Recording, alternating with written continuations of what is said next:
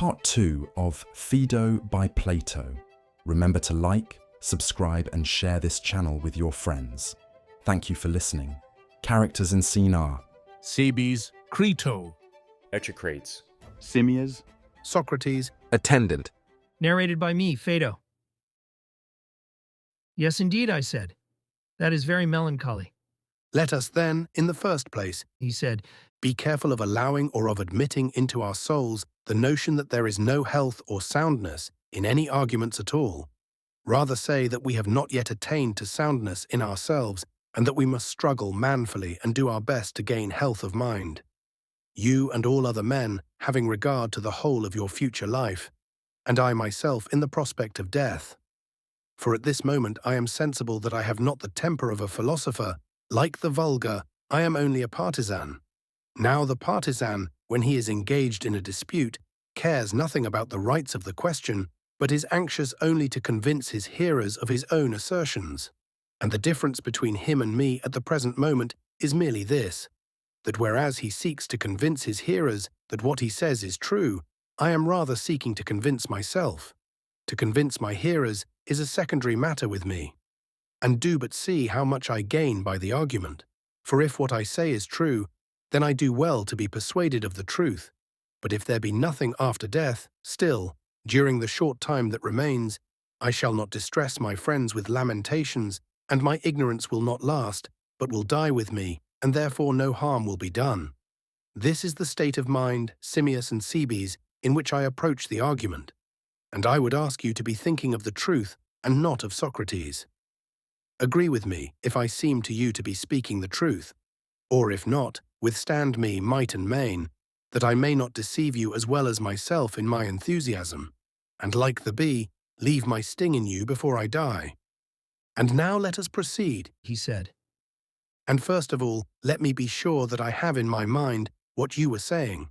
Simmias, if I remember rightly, has fears and misgivings whether the soul, although a fairer and diviner thing than the body, being as she is in the form of harmony, may not perish first.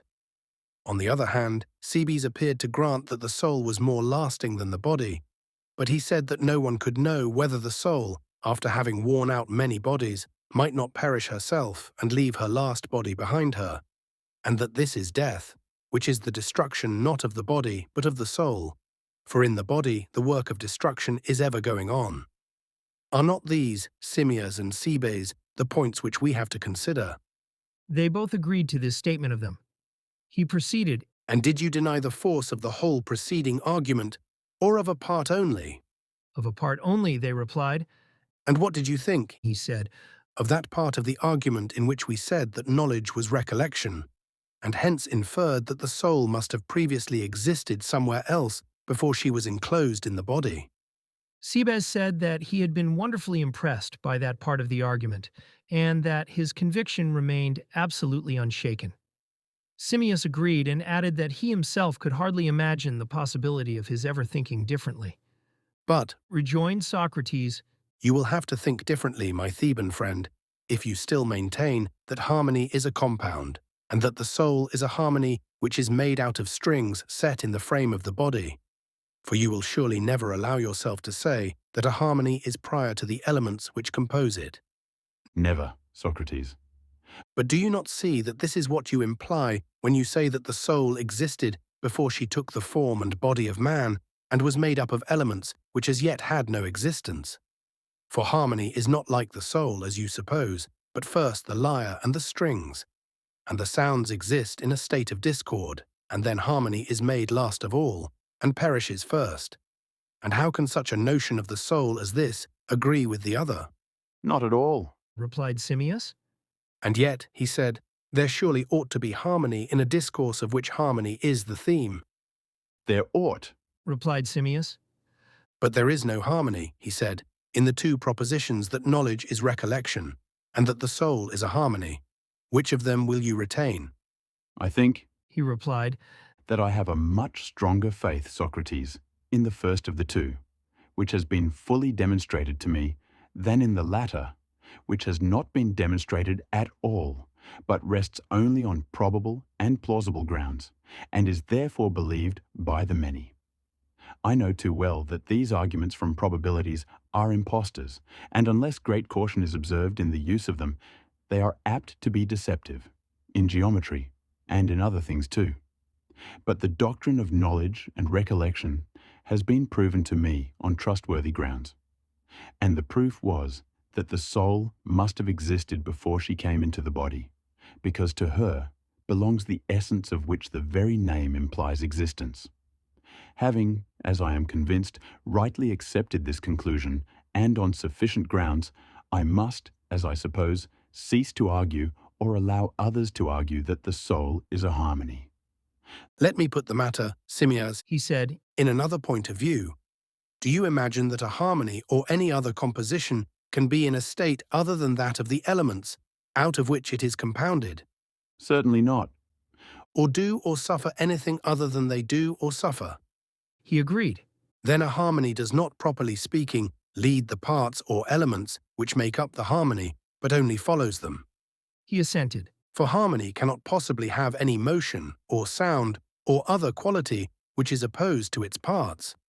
That would be impossible. He replied. And does not the nature of every harmony depend upon the manner in which the elements are harmonized? I do not understand you. He said. I mean to say that a harmony admits of degrees, and is more of a harmony and more completely a harmony when more truly and fully harmonized, to any extent which is possible, and less of a harmony and less completely a harmony when less truly and fully harmonized. True. But does the soul admit of degrees? Or is one soul in the very least degree more or less completely, a soul than another? Not in the least. Yet surely of two souls, one is said to have intelligence and virtue, and to be good, and the other to have folly and vice, and to be an evil soul, and this is said truly. Yes, truly. But what will those who maintain the soul to be a harmony say of this presence of virtue and vice in the soul? Will they say that here is another harmony and another discord, and that the virtuous soul is harmonized, and herself being a harmony has another harmony within her, and that the vicious soul is inharmonical and has no harmony within her? I cannot tell, Replied Simmias. but I suppose that something of the sort would be asserted by those who say that the soul is a harmony. And we have already admitted that no soul is more a soul than another, which is equivalent to admitting that harmony is not more or less harmony, or more or less completely a harmony. Quite true. And that which is not more or less a harmony is not more or less harmonized. True. And that which is not more or less harmonized cannot have more or less of harmony, but only an equal harmony. Yes, an equal harmony. Then one soul not being more or less absolutely a soul than another is not more or less harmonized, Exactly. and therefore has neither more nor less of discord, nor yet of harmony, She has not. and having neither more nor less of harmony or of discord, one soul has no more vice or virtue than another, if vice be discord and virtue harmony. Not at all more. Or speaking more correctly, Simmias, the soul, if she is a harmony, will never have any vice, because a harmony, being absolutely a harmony, has no part in the inharmonical. Number? And therefore a soul which is absolutely a soul has no vice. How can she have, if the previous argument holds?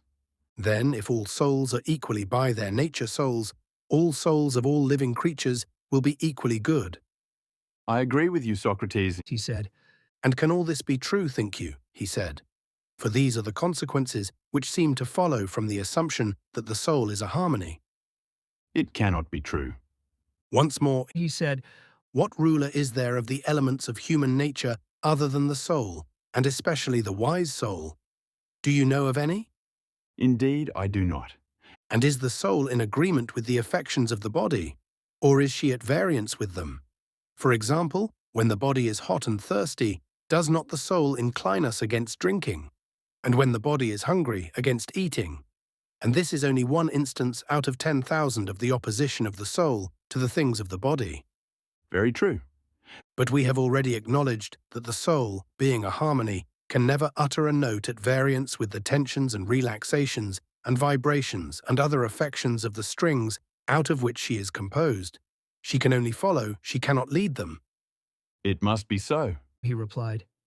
And yet, do we not now discover the soul to be doing the exact opposite, leading the elements of which she is believed to be composed, almost always opposing and coercing them in all sorts of ways throughout life, sometimes more violently with the pains of medicine and gymnastic, then again more gently, now threatening, now admonishing the desires, passions, fears, as if talking to a thing which is not herself, as Homer in the Odyssey represents Odysseus doing in the words, "He beat his breast, and thus reproached his heart.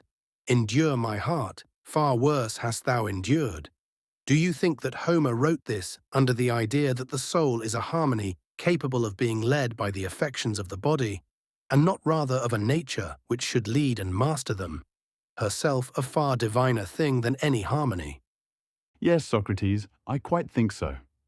Then, my friend, we can never be right in saying that the soul is a harmony, for we should contradict the divine Homer and contradict ourselves. True. He said.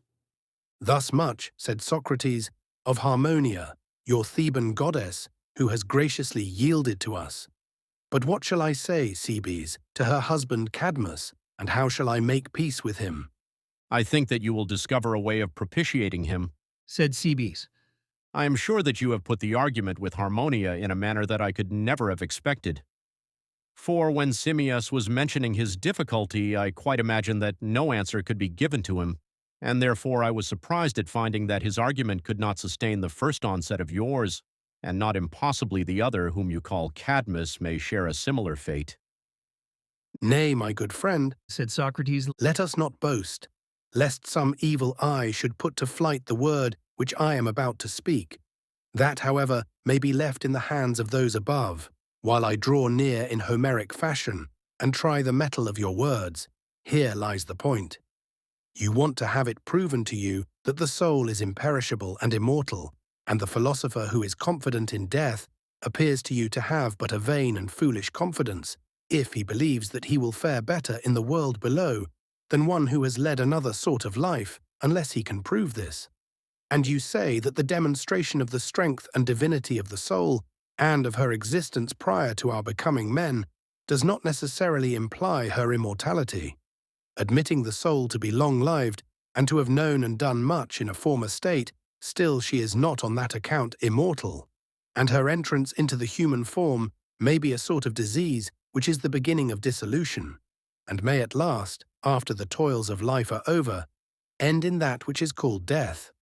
And whether the soul enters into the body once only or many times, does not, as you say, make any difference in the fears of individuals.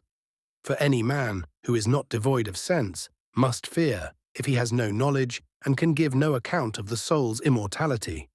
This, or something like this, I suspect to be your notion, Cebes, and I designedly recur to it in order that nothing may escape us, and that you may, if you wish, add or subtract anything. But, Said Cebes. as far as I see at present, I have nothing to add or subtract. I mean what you say that I mean. Socrates paused a while, and seemed to be absorbed in reflection. At length, He said, you are raising a tremendous question, Cebes, involving the whole nature of generation and corruption, about which, if you like, I will give you my own experience. And if anything which I say is likely to avail towards the solution of your difficulty, you may make use of it. I should very much like said Cebes. to hear what you have to say. Then I will tell you. Said Socrates.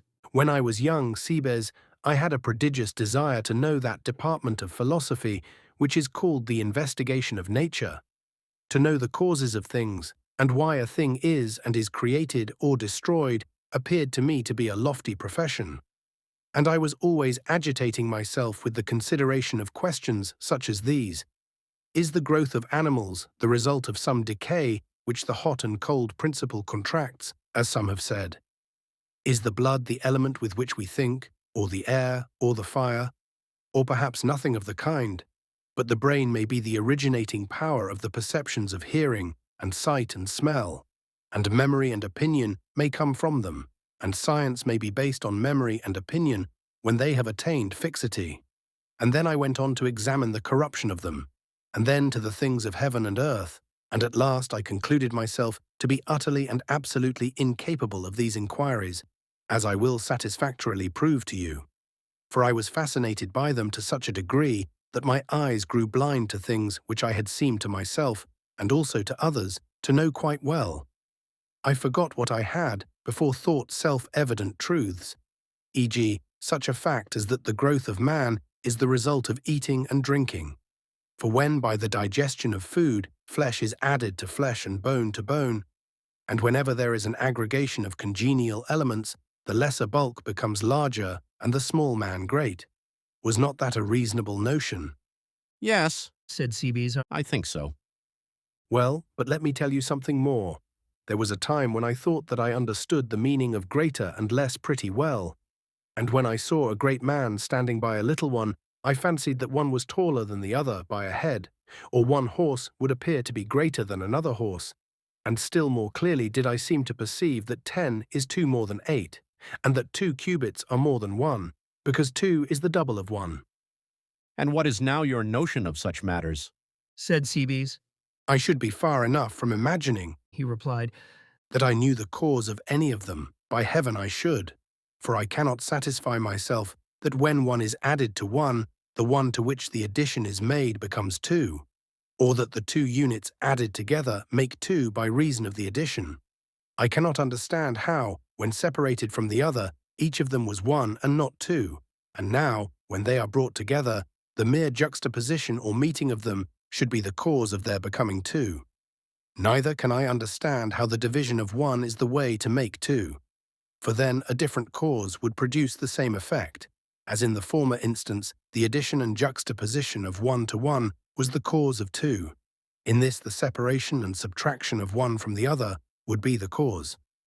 Nor am I any longer satisfied that I understand the reason why one or anything else is either generated or destroyed, or is at all, but I have in my mind some confused notion of a new method, and can never admit the other. Then I heard someone reading, as he said, from a book of Anaxagoras, that mind was the disposer and cause of all, and I was delighted at this notion, which appeared quite admirable, and I said to myself, if mind is the disposer, mind will dispose all for the best, and put each particular in the best place. And I argued that if anyone desired to find out the cause of the generation, or destruction, or existence of anything, he must find out what state of being, or doing, or suffering was best for that thing. And therefore a man had only to consider the best for himself and others, and then he would also know the worse, since the same science comprehended both.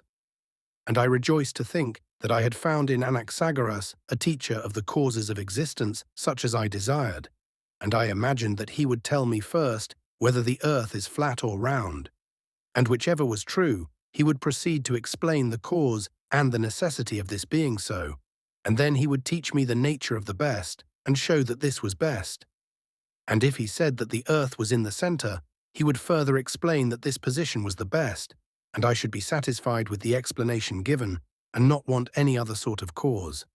And I thought that I would then go on and ask him about the sun and moon and stars, and that he would explain to me their comparative swiftness, and their returnings and various states, active and passive, and how all of them were for the best. For I could not imagine that when he spoke of mind as the disposer of them, he would give any other account of their being as they are, except that this was best. And I thought that when he had explained to me in detail the cause of each and the cause of all, he would go on to explain to me what was best for each and what was good for all. These hopes I would not have sold for a large sum of money, and I seized the books and read them as fast as I could in my eagerness to know the better and the worse. What expectations I had formed, and how grievously was I disappointed! As I proceeded, I found my philosopher altogether forsaking mind or any other principle of order, but having recourse to air and ether and water and other eccentricities. I might compare him to a person who began by maintaining generally that mind is the cause of the actions of Socrates, but who, when he endeavored to explain the causes of my several actions in detail, went on to show that I sit here because my body is made up of bones and muscles, and the bones, as he would say, are hard and have joints which divide them, and the muscles are elastic, and they cover the bones, which have also a covering or environment of flesh and skin which contains them. And as the bones are lifted at their joints by the contraction or relaxation of the muscles, I am able to bend my limbs, and this is why I am sitting here in a curved posture. That is what he would say, and he would have a similar explanation of my talking to you, which he would attribute to sound and air and hearing, and he would assign 10,000 other causes of the same sort, forgetting to mention the true cause, which is that the Athenians have thought fit to condemn me, and accordingly I have thought it better and more right to remain here and undergo my sentence. For I am inclined to think that these muscles and bones of mine would have gone off long ago to Megara or Boeotia. By the dog they would, if they had been moved only by their own idea of what was best, and if I had not chosen the better and nobler part, instead of playing truant and running away, of enduring any punishment which the state inflicts. There is surely a strange confusion of causes and conditions in all this. It may be said, indeed, that without bones and muscles and the other parts of the body, I cannot execute my purposes.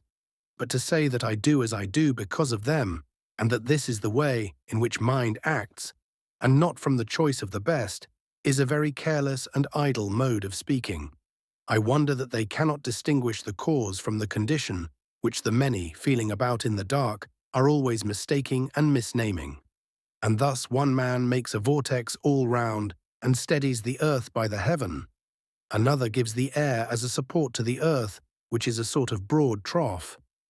Any power which in arranging them as they are, arranges them for the best, never enters into their minds, and instead of finding any superior strength in it, they rather expect to discover another Atlas of the world, who is stronger and more everlasting and more containing than the good. Of the obligatory and containing power of the good they think nothing, and yet this is the principle which I would fain learn if anyone would teach me. But as I have failed either to discover myself or to learn of anyone else the nature of the best, I will exhibit to you, if you like, what I have found to be the second best mode of inquiring into the cause. I should very much like to hear. He replied. Socrates proceeded, I thought that as I had failed in the contemplation of true existence, I ought to be careful that I did not lose the eye of my soul, as people may injure their bodily eye by observing and gazing on the sun during an eclipse, unless they take the precaution of only looking at the image reflected in the water, or in some similar medium. So in my own case, I was afraid that my soul might be blinded altogether if I looked at things with my eyes, or tried to apprehend them by the help of the senses. And I thought that I had better have recourse to the world of mind, and seek there the truth of existence. I dare say that the simile is not perfect, for I am very far from admitting that he who contemplates existences through the medium of thought sees them only through a glass darkly, any more than he who considers them in action and operation. However, this was the method which I adopted. I first assumed some principle which I judged to be the strongest, and then I affirmed as true whatever seemed to agree with this, whether relating to the cause or to anything else, and that which disagreed I regarded as untrue. But I should like to explain my meaning more clearly, as I do not think that you as yet understand me. No, indeed. replied Cebes. Not very well. There is nothing new, He said, in what I am about to tell you, but only what I have been always and everywhere repeating in the previous discussion and on other occasions. I want to show you the nature of that cause which has occupied my thoughts. I shall have to go back to those familiar words which are in the mouth of everyone, and first of all assume that there is an absolute beauty and goodness and greatness, and the like.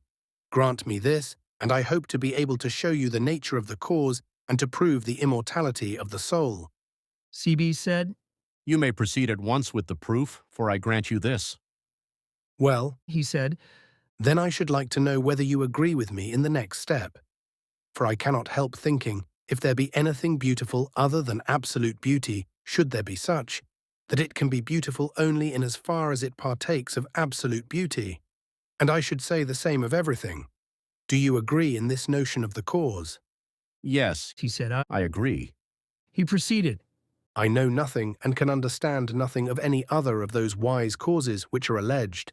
And if a person says to me that the bloom of color or form or any such thing is a source of beauty, I leave all that, which is only confusing to me, and simply and singly, and perhaps foolishly, hold and am assured in my own mind that nothing makes a thing beautiful but the presence and participation of beauty in whatever way or manner obtained. For as to the manner I am uncertain, but I stoutly contend that by beauty all beautiful things become beautiful. This appears to me to be the safest answer which I can give, either to myself or to another, and to this I cling in the persuasion that this principle will never be overthrown, and that to myself or to anyone who asks the question, I may safely reply that by beauty, beautiful things become beautiful. Do you not agree with me? I do. And that by greatness only great things become great and greater greater, and by smallness the less become less. True. Then if a person were to remark that A is taller by a head than B, and B less by a head than A, you would refuse to admit his statement, and would stoutly contend that what you mean is only that the greater is greater by, and by reason of greatness, and the less is less only by, and by reason of, smallness.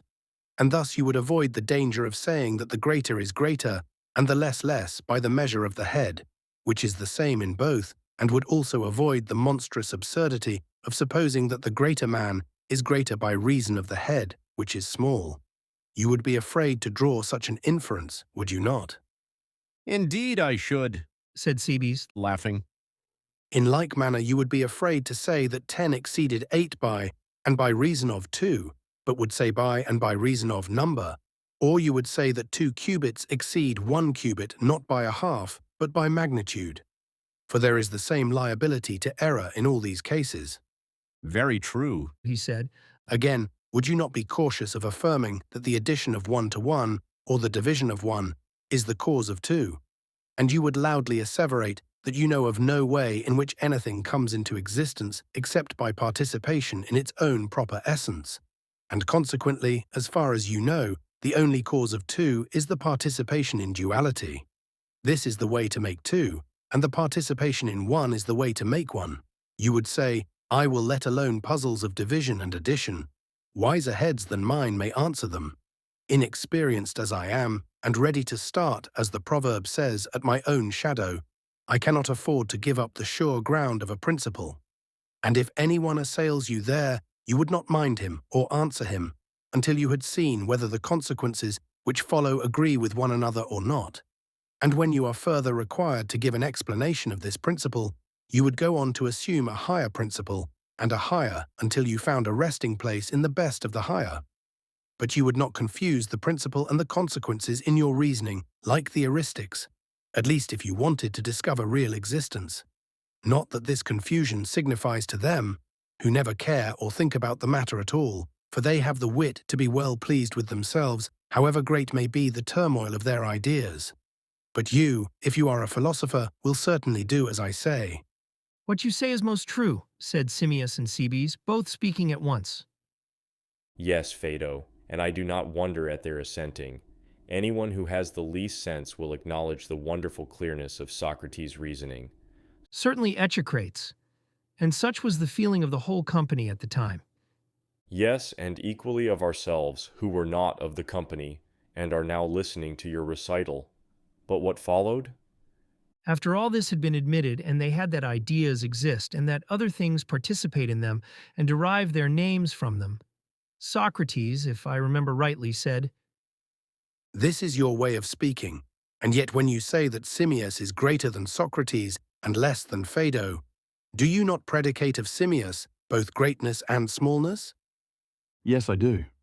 But still you allow that Simmias does not really exceed Socrates, as the words may seem to imply, because he is Simmias, but by reason of the size which he has, just as Simmias does not exceed Socrates because he is Simmias, any more than because Socrates is Socrates, but because he has smallness when compared with the greatness of Simmias. True? And if Phaedo exceeds him in size, this is not because Phaedo is Phaedo, but because Phaedo has greatness relatively to Simmias, who is comparatively smaller. That is true. And therefore Simmias is said to be great, and is also said to be small, because he is in a mean between them, exceeding the smallness of the one by his greatness, and allowing the greatness of the other to exceed his smallness. He added, laughing, I am speaking like a book. but I believe that what I am saying is true. Simmias assented. I speak as I do because I want you to agree with me in thinking not only that absolute greatness will never be great and also small, but that greatness in us, or in the concrete, will never admit the small or admit of being exceeded. Instead of this, one of two things will happen. Either the greater will fly or retire before the opposite, which is the less, or at the approach of the less has already ceased to exist. But will not, if allowing or admitting of smallness, be changed by that. Even as I, having received and admitted smallness when compared with Simmias, remain just as I was, and am the same small person.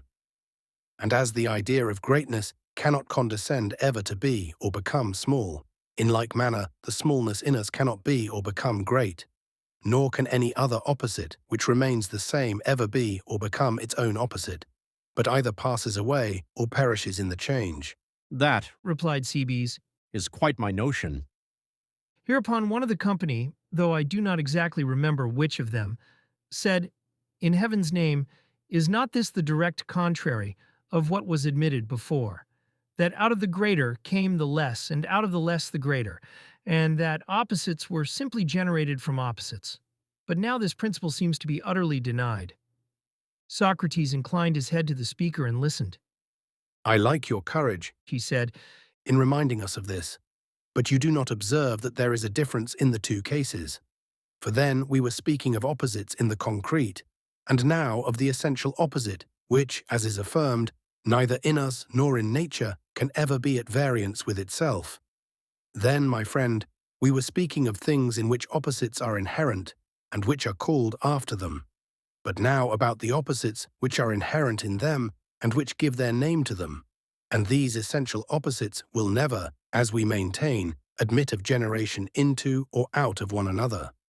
at the same time turning to Cebes, he said, Are you at all disconcerted, Cebes, at our friend's objection? No, I do not feel so, said Cebes.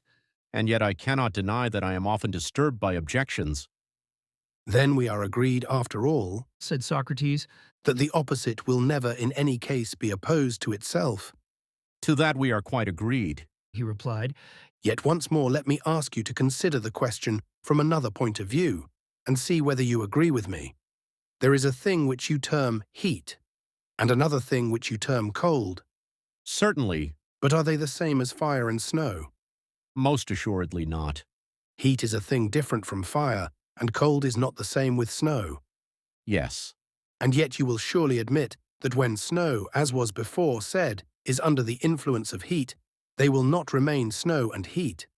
But at the advance of the heat, the snow will either retire or perish, very true. He replied. and the fire, too, at the advance of the cold, will either retire or perish. And when the fire is under the influence of the cold, they will not remain as before, fire and cold. That is true. He said.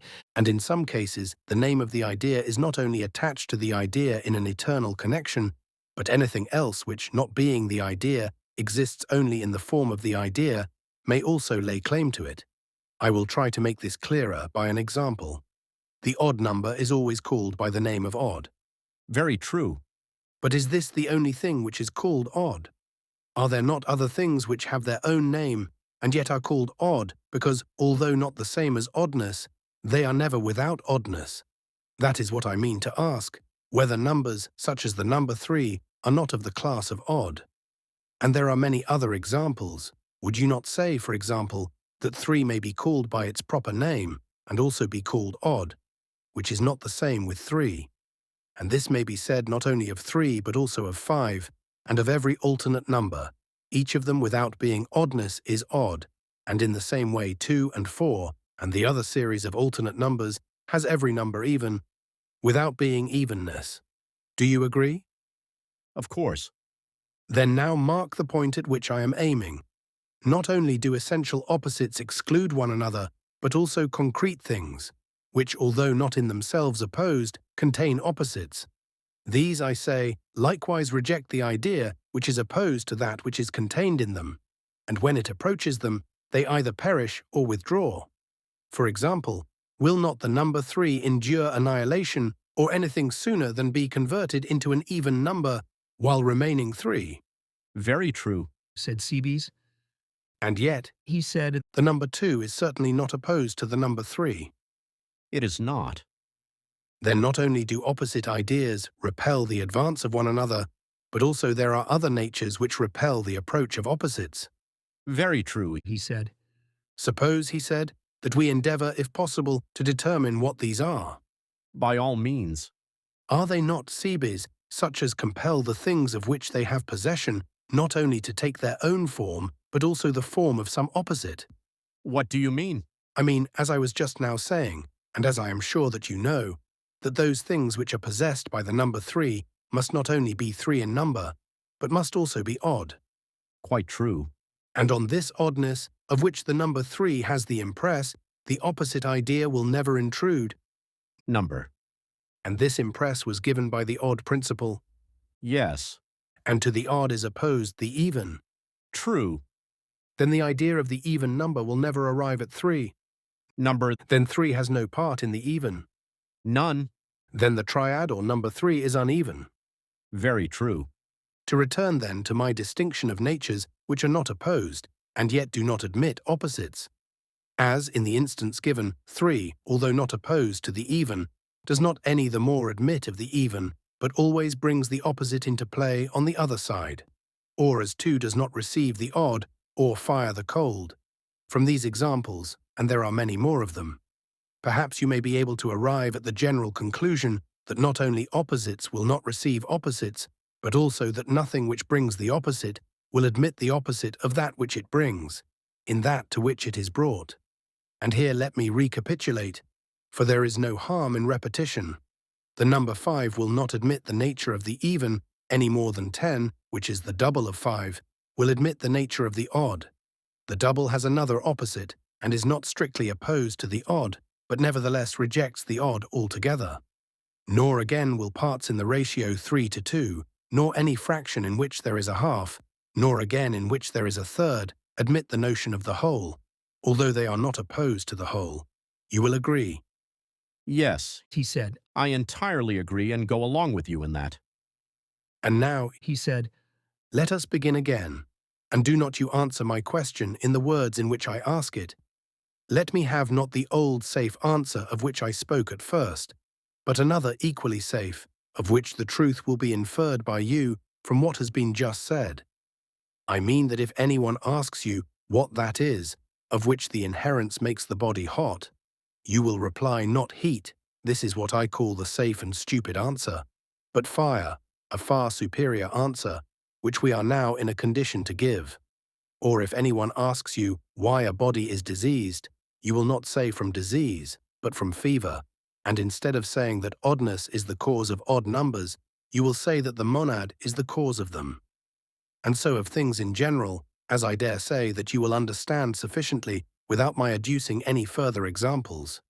Yeah, he said, I quite understand you. Tell me then, what is that of which the inherence will render the body alive? The soul. he replied. And is this always the case? Yes, He said, of course. Then whatever the soul possesses, to that she comes bearing life. Yes, certainly. And is there any opposite to life? There is. he said, And what is that? Death. Then the soul, as has been acknowledged, will never receive the opposite of what she brings. Impossible. replied Cebes. And now, He said, what did we just now call that principle which repels the even? The odd. And that principle which repels the musical or the just? The unmusical. he said, And the unjust. And what do we call the principle which does not admit of death? The immortal. he said, And does the soul admit of death? Number. Then the soul is immortal. Yes. he said. And may we say that this has been proven? Yes, abundantly proven, Socrates. He replied, Supposing that the odd were imperishable, must not 3 be imperishable? Of course. And if that which is cold were imperishable, when the warm principle came attacking the snow, must not the snow have retired whole and unmelted? For it could never have perished, nor could it have remained and admitted the heat. True. he said. Again, if the uncooling or warm principle were imperishable, the fire, when assailed by cold, would not have perished or have been extinguished. but would have gone away unaffected. Certainly, he said. And the same may be said of the immortal. If the immortal is also imperishable, the soul, when attacked by death, cannot perish. For the preceding argument shows that the soul will not admit of death, or ever be dead, any more than 3 or the odd number will admit of the even, or fire, or the heat in the fire, of the cold. Yet a person may say, but although the odd will not become even at the approach of the even, why may not the odd perish and the even take the place of the odd? Now to him who makes this objection, we cannot answer that the odd principle is imperishable, for this has not been acknowledged. But if this had been acknowledged, there would have been no difficulty in contending that at the approach of the even the odd principle and the number 3 took their departure. And the same argument would have held good of fire and heat and any other thing. Very true. And the same may be said of the immortal. If the immortal is also imperishable, then the soul will be imperishable as well as immortal. But if not, some other proof of her imperishableness will have to be given. no other proof is needed. He said, For if the immortal, being eternal, is liable to perish, then nothing is imperishable. Yes, replied Socrates, and yet all men will agree that God, and the essential form of life, and the immortal in general, will never perish. Yes, all men, he said. that is true, and what is more, gods, if I am not mistaken, as well as men. Seeing then that the immortal is indestructible, must not the soul, if she is immortal, be also imperishable? Most certainly. Then when death attacks a man, the mortal portion of him may be supposed to die. But the immortal retires at the approach of death and is preserved safe and sound. True. Then, Cebes, beyond question, the soul is immortal and imperishable, and our souls will truly exist in another world. I am convinced, Socrates, Said Cebes. and have nothing more to object. But if my friend Simmias or anyone else has any further objection to make, he had better speak out and not keep silence, since I do not know to what other season he can defer the discussion if there is anything which he wants to say or to have said. But I have nothing more to say, Replied Simmias. nor can I see any reason for doubt after what has been said. But I still feel, and cannot help feeling uncertain in my own mind, when I think of the greatness of the subject and the feebleness of man. Yes, Simmias, Replied Socrates. that is well said. And I may add that first principles, even if they appear certain, should be carefully considered. And when they are satisfactorily ascertained, then, with a sort of hesitating confidence in human reason, you may, I think, follow the course of the argument. And if that be plain and clear, there will be no need for any further inquiry. Very true. But then, O my friends, He said, if the soul is really immortal, what care should be taken of her, not only in respect of the portion of time which is called life, but of eternity. And the danger of neglecting her from this point of view does indeed appear to be awful. If death had only been the end of all, the wicked would have had a good bargain in dying, for they would have been happily quit not only of their body, but of their own evil together with their souls. But now, inasmuch as the soul is manifestly immortal, there is no release or salvation from evil except the attainment of the highest virtue and wisdom. For the soul, when on her progress to the world below, takes nothing with her but nurture and education. And these are said greatly to benefit or greatly to injure the departed, at the very beginning of his journey thither. For after death, as they say, the genius of each individual to whom he belonged in life leads him to a certain place in which the dead are gathered together, whence after judgment has been given they pass into the world below, following the guide, who is appointed to conduct them from this world to the other. And when they have there received their due and remained their time, another guide brings them back again, after many revolutions of ages. Now this way to the other world is not, as Aeschylus says in the Telephus, a single and straight path. If that were so, no guide would be needed, for no one could miss it. But there are many partings of the road, and windings, as I infer from the rites and sacrifices which are offered to the gods below, in places where 3 ways meet on earth. The wise and orderly soul follows in the straight path and is conscious of her surroundings. But the soul which desires the body, and which, as I was relating before, has long been fluttering about the lifeless frame and the world of sight, is after many struggles and many sufferings, hardly and with violence, carried away by her attendant genius. And when she arrives at the place where the other souls are gathered, if she be impure and have done impure deeds, whether foul murders or other crimes which are the brothers of these, and the works of brothers in crime, from that soul everyone flees and turns away. No one will be her companion, no one her guide, but alone she wanders in extremity of evil until certain times are fulfilled, and when they are fulfilled, she is borne irresistibly to her own fitting habitation. As every pure and just soul which has passed through life in the company and under the guidance of the gods has also her own proper home. Now the earth has divers wonderful regions, and is indeed in nature and extent very unlike the notions of geographers, as I believe on the authority of one who shall be nameless. What do you mean, Socrates? said Simmias. I have myself heard many descriptions of the earth, but I do not know, and I should very much like to know, in which of these you put faith. And I, Simmias, Replied Socrates. if I had the art of Glaucus, would tell you, although I know not that the art of Glaucus could prove the truth of my tale, which I myself should never be able to prove, and even if I could, I fear, Simmias, that my life would come to an end before the argument was completed. I may describe to you, however, the form and regions of the earth according to my conception of them. That Said Simmias. will be enough.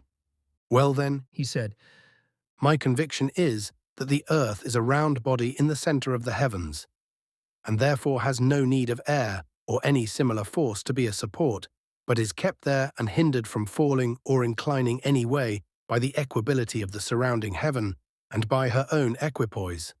For that which, being in equipoise, is in the center of that which is equably diffused, will not incline any way in any degree, but will always remain in the same state and not deviate. And this is my first notion. Which is surely a correct one. said Simmias.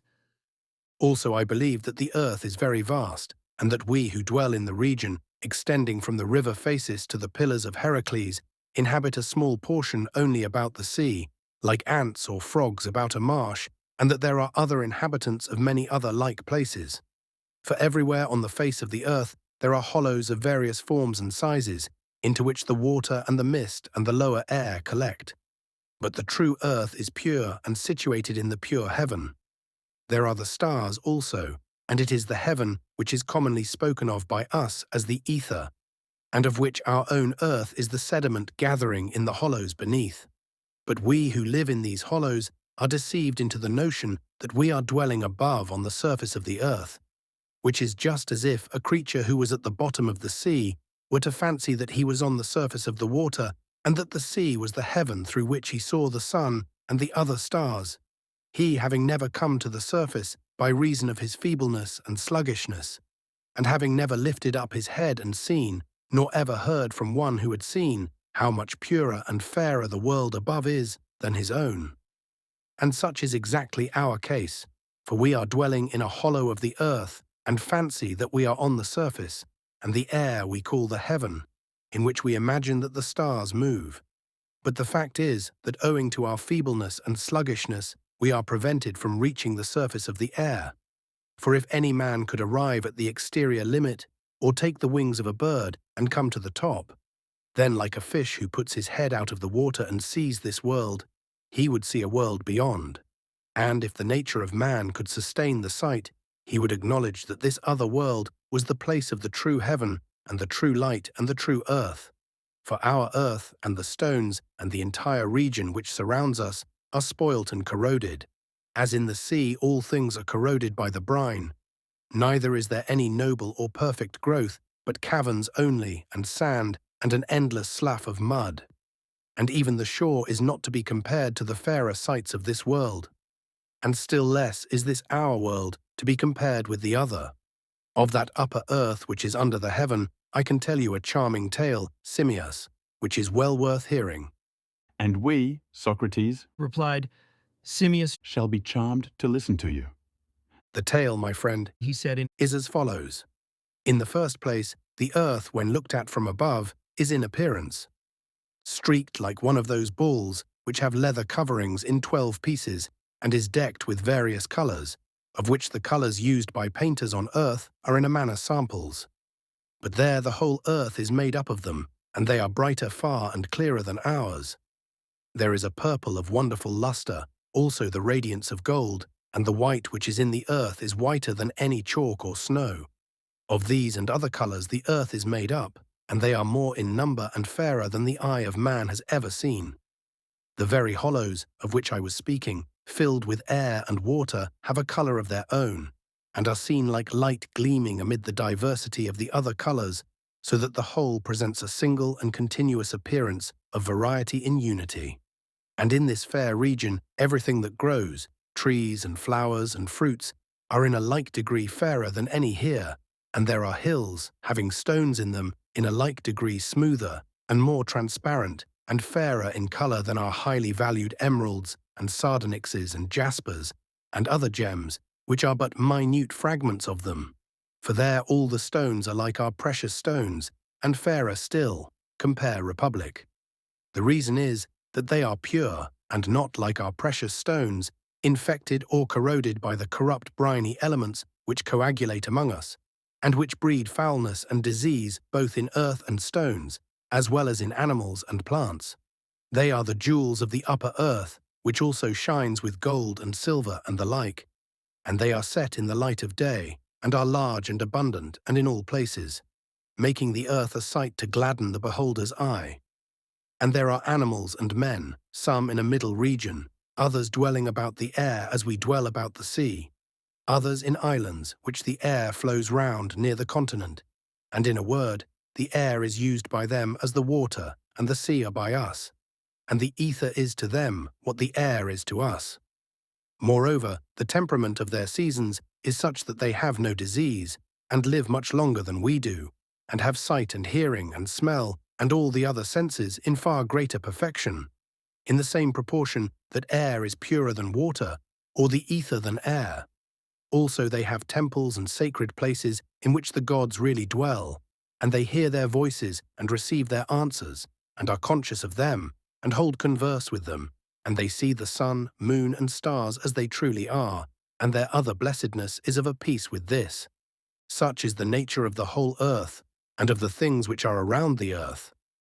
And there are divers regions in the hollows on the face of the globe everywhere, some of them deeper and more extended than that which we inhabit, others deeper but with a narrower opening than ours, and some are shallower and also wider. All have numerous perforations, and there are passages broad and narrow in the interior of the earth, connecting them with one another, and there flows out of and into them, as into basins, a vast tide of water, and huge subterranean streams of perennial rivers, and springs hot and cold, and a great fire, and great rivers of fire, and streams of liquid mud, thin or thick, like the rivers of mud in Sicily, and the lava streams which follow them, and the regions about which they happen to flow are filled up with them. And there is a swinging or seesaw in the interior of the earth, which moves all this up and down, and is due to the following cause. There is a chasm which is the vastest of them all, and pierces right through the whole earth.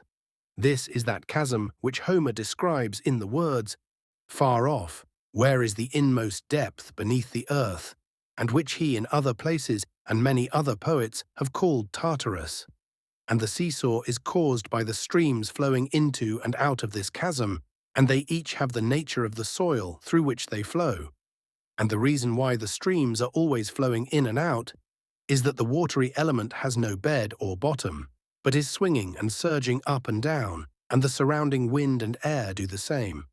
They follow the water up and down, hither and thither, over the earth, just as in the act of respiration, the air is always in process of inhalation and exhalation, and the wind swinging with the water in and out produces fearful and irresistible blasts. When the waters retire with a rush into the lower parts of the earth, as they are called, they flow through the earth in those regions and fill them up like water raised by a pump. And then when they leave those regions and rush back hither, they again fill the hollows here, and when these are filled, flow through subterranean channels and find their way to their several places, forming seas and lakes and rivers and springs. Thence they again enter the earth, some of them making a long circuit into many lands, others going to a few places and not so distant, and again fall into Tartarus, some at a point a good deal lower than that at which they rose, and others not much lower, but all in some degree lower than the point from which they came. And some burst forth again on the opposite side, and some on the same side, and some wind round the earth with one or many folds like the coils of a serpent, and descend as far as they can, but always return and fall into the chasm. The rivers flowing in either direction can descend only to the center and no further, for opposite to the rivers is a precipice. Now these rivers are many, and mighty, and diverse, and there are 4 principal ones, of which the greatest and outermost is that called Oceanus, which flows round the earth in a circle. And in the opposite direction flows Acheron, which passes under the earth through desert places into the Acherusian lake. This is the lake to the shores of which the souls of the many go when they are dead, and after waiting an appointed time, which is to some a longer and to some a shorter time, they are sent back to be born again as animals. The 3rd river passes out between the two, and near the place of outlet pours into a vast region of fire, and forms a lake larger than the Mediterranean Sea, boiling with water and mud. And proceeding muddy and turbid, and winding about the earth, comes, among other places, to the extremities of the Acherusian lake, but mingles not with the waters of the lake, and after making many coils about the earth plunges into Tartarus at a deeper level. This is that Periphlogethon, as the stream is called, which throws up jets of fire in different parts of the earth. The 4th river goes out on the opposite side, and falls first of all into a wild and savage region, which is all of a dark blue color, like lapis lazuli, and this is that river which is called the Stygian River, and falls into and forms the lake Styx, and after falling into the lake and receiving strange powers in the waters, passes under the earth, winding round in the opposite direction, and comes near the Acherusian lake from the opposite side to Periphlogethon. And the water of this river, too, mingles with no other, but flows round in a circle, and falls into Tartarus, over against Periphlogethon. And the name of the river, as the poets say, is Cocytus. Such is the nature of the other world.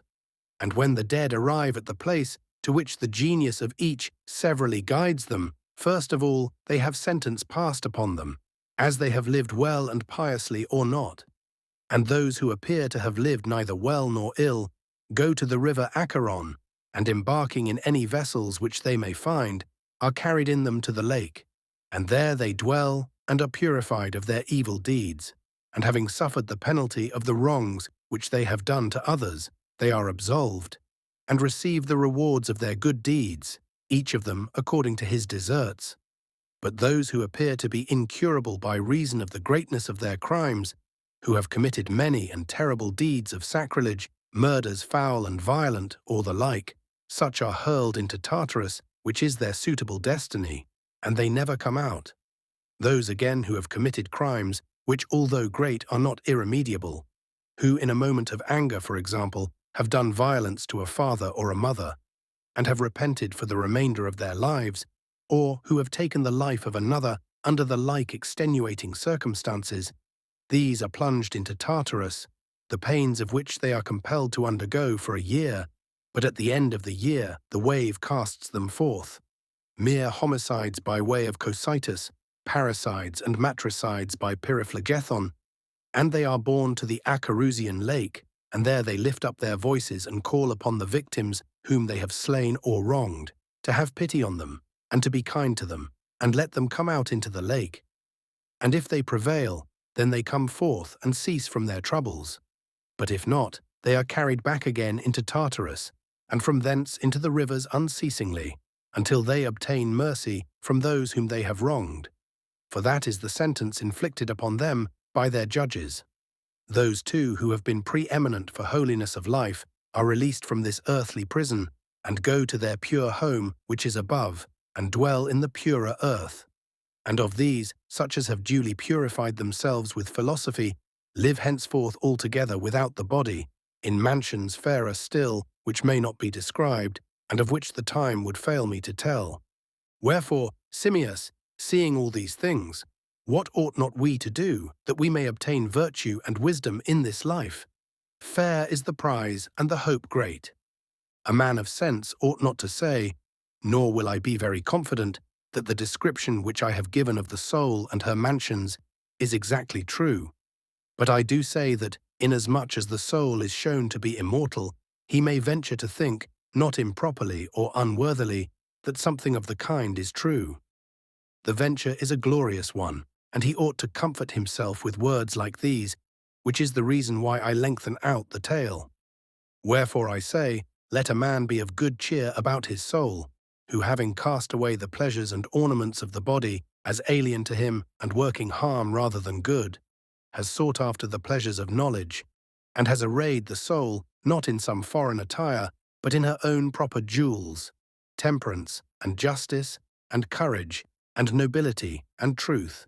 In these adorned, she is ready to go on her journey to the world below, when her hour comes. You, Simmias and Cebes, and all other men, will depart at some time or other.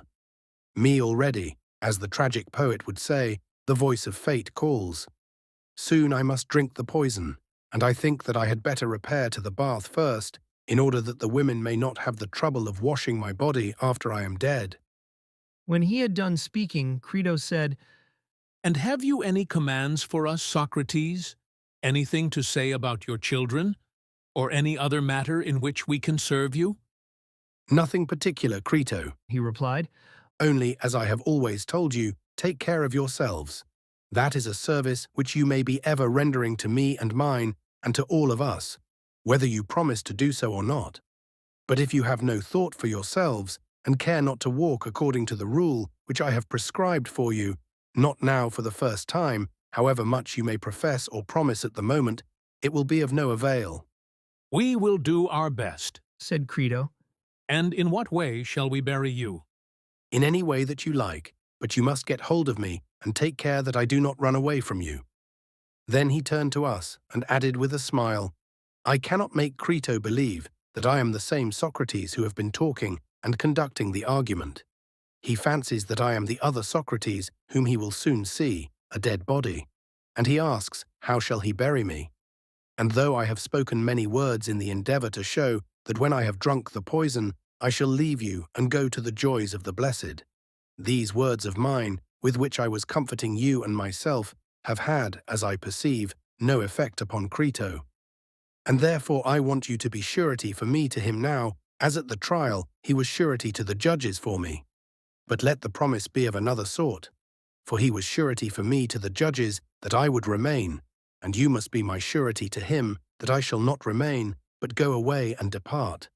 And then he will suffer less at my death, and not be grieved when he sees my body being burned or buried. I would not have him sorrow at my hard lot, or say at the burial, thus we lay out Socrates, or thus we follow him to the grave or bury him. For false words are not only evil in themselves, but they infect the soul with evil. Be of good cheer then, my dear Crito, and say that you are burying my body only, and do with that whatever is usual, and what you think best. When he had spoken these words, he arose and went into a chamber to bathe. Crito followed him and told us to wait. So we remained behind, talking and thinking of the subject of discourse, and also of the greatness of our sorrow. He was like a father of whom we were being bereaved, and we were about to pass the rest of our lives as orphans. When he had taken the bath, his children were brought to him. He had 2 young sons and an elder one. And the women of his family also came, and he talked to them, and gave them a few directions in the presence of Crito. Then he dismissed them and returned to us. Now the hour of sunset was near, for a good deal of time had passed while he was within. When he came out, he sat down with us again after his bath, but not much was said. Soon the jailer, who was the servant of the 11, entered and stood by him, saying, To you, Socrates, whom I know to be the noblest and gentlest and best of all who ever came to this place, I will not impute the angry feelings of other men who rage and swear at me, when, in obedience to the authorities, I bid them drink the poison. Indeed, I am sure that you will not be angry with me, for others, as you are aware, and not I, are to blame. And so fare you well, and try to bear lightly what must needs be. You know my errand. Then, bursting into tears, he turned away and went out. Socrates looked at him and said, I return your good wishes, and will do as you bid. Then turning to us, he said, How charming the man is! Since I have been in prison, he has always been coming to see me. And at times he would talk to me, and was as good to me as could be. And now see how generously he sorrows on my account. We must do as he says, Crito, and therefore let the cup be brought, if the poison is prepared. If not, let the attendant prepare some. Yet, said Crito, the sun is still upon the hilltops, and I know that many a one has taken the draught late, and after the announcement has been made to him, he has eaten and drunk, and enjoyed the society of his beloved. Do not hurry. There is time enough. Socrates said, Yes, Crito, and they of whom you speak are right in so acting, for they think that they will be gainers by the delay. But I am right in not following their example, for I do not think that I should gain anything by drinking the poison a little later. I should only be ridiculous in my own eyes for sparing and saving a life which is already forfeit. Please then to do as I say, and not to refuse me. Crito made a sign to the servant who was standing by, and he went out, and having been absent for some time, returned with the jailer carrying the cup of poison. Socrates said, You, my good friend, who are experienced in these matters, shall give me directions how I am to proceed. The man answered, You have only to walk about until your legs are heavy, and then to lie down, and the poison will act. At the same time, he handed the cup to Socrates, who in the easiest and gentlest manner, without the least fear or change of color or feature, looking at the man with all his eyes, Echecrates, as his manner was, took the cup and said, What do you say about making a libation out of this cup to any god? May I, or not? The man answered, We only prepare, Socrates, just so much as we deem enough. I understand, he said, but I may and must ask the gods to prosper my journey from this to the other world, even so, and so be it according to my prayer. Then raising the cup to his lips, quite readily and cheerfully, he drank off the poison. And hitherto most of us had been able to control our sorrow. But now when we saw him drinking, and saw too that he had finished the draught, we could no longer forbear, and in spite of myself my own tears were flowing fast. So that I covered my face and wept, not for him, but at the thought of my own calamity in having to part from such a friend. Nor was I the first, for Crito, when he found himself unable to restrain his tears, had got up, and I followed. And at that moment Apollodorus, who had been weeping all the time, broke out in a loud and passionate cry which made cowards of us all. Socrates alone retained his calmness. What is this strange outcry? He said, I sent away the women mainly in order that they might not misbehave in this way, for I have been told that a man should die in peace. Be quiet then, and have patience. When we heard his words, we were ashamed and refrained our tears, and he walked about until, as he said, his legs began to fail. And then he lay on his back, according to the directions. And the man who gave him the poison now and then looked at his feet and legs, and after a while he pressed his foot hard and asked him if he could feel. And he said no, and then his leg, and so upwards and upwards, and showed us that he was cold and stiff. And he felt them himself, and said, When the poison reaches the heart, that will be the end. He was beginning to grow cold about the groin, when he uncovered his face, for he had covered himself up, and said, they were his last words. He said, Crito, I owe a cock to Asclepius. Will you remember to pay the debt? The debt shall be paid, said Crito. Is there anything else? There was no answer to this question, but in a minute or two a movement was heard, and the attendants uncovered him. His eyes were set, and Crito closed his eyes and mouth. Such was the end, Echecrates, of our friend, concerning whom I may truly say that of all the men of his time whom I have known, he was the wisest and justest and best.